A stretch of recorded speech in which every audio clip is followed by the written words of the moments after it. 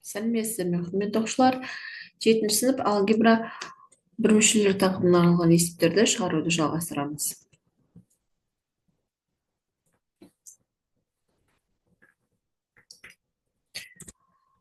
Онда 12-ші есеп. Бір мүшені екінші бір мүшенің квадраты түрінде жазыңдар. Жақсы. 16 аның 6 дәрежесі. 16 дегеніміз сан, ол 4-тің квадраты. Ал мысалы мына дәрежелі өрнектерді квадраттау үшін дәрежені дәрежеге шығару ережесін еске түсірейік. Мысалы аның m дәрежесін тағы да бір n дәрежеге шығарсақ, онда оның дәреже көбейткіштері көбейтіледі. Біз бір мүшенің басқа бір мүшенің квадраты түрінде жазу үшін квадрат деген екінші дәреже. Яғни мына дәрежелі өрнектерді екіге бөліп жазуымыз керек. Яғни аның 3 дәрежесінің квадраты деп жазады екенбіз. Екіншісі 100 дегеніміз 10-ның квадраты, сонда екіге бөліп жазамыз, әрқайсының квадрат болған. m-нің 4 дәрежесі, n-нің 2 дәрежесінің квадраты. Үшіншісі 9-дан 5-тің квадраты, x-тің 3 дәрежесі, y-тің 6 дәрежесінің квадраты болады екен. Төртіншісі 225 дегеніміз 15-тің квадраты, 169 дегеніміз 13-тің квадраты. Ал мына аның 10 дәрежесін 2-ге бөлеміз деп келістік, және бұның 2 дәрежесін 2-ге бөлеміз деп келістік. Келесі, бесіншісі 324 дегеніміз 18-дің квадраты, сондықтан 1,8, m-нің 2 дәрежесі, p-нің 7 дәрежесінің квадраты болады екен. Алтыншы есеп 289 дегеніміз 17-нің квадраты. Мұнда үтірден кейін 4 сан болғандықтан 0,117-нің квадраты болады екен. Және x-тің 10 дәрежесінің, y-тің 9 дәрежесінің квадраты болады екен.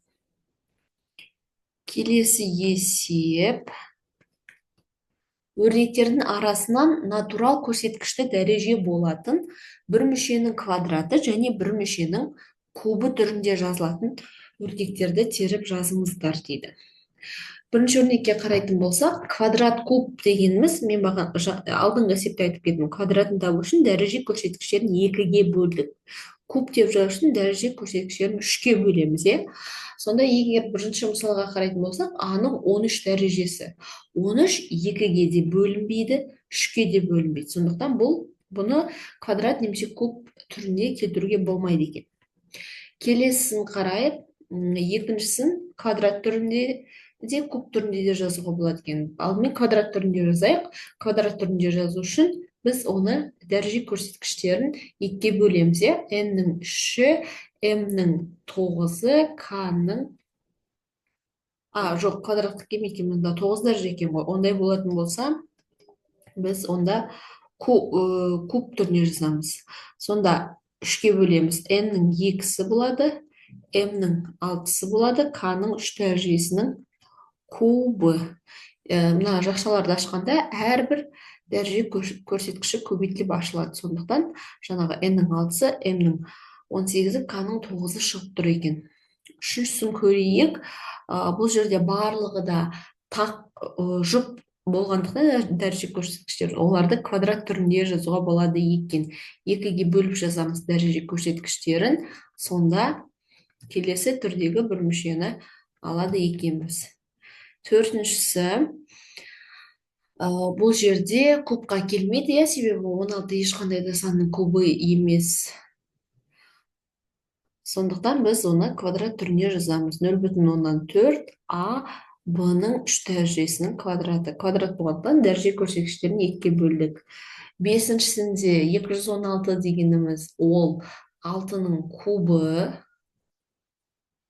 Так, сондықтан куб түрінде жазамыз. 6а квадрат b квадраттың кубы деп.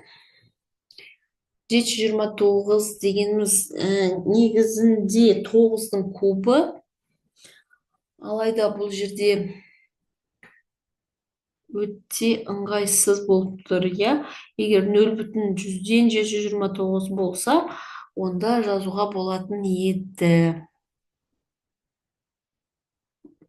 Демек алтыншысын куб түрінде жаза алмайды екенбіз. Болды, есептер шықты. Жазылуын ұмытпаймыз.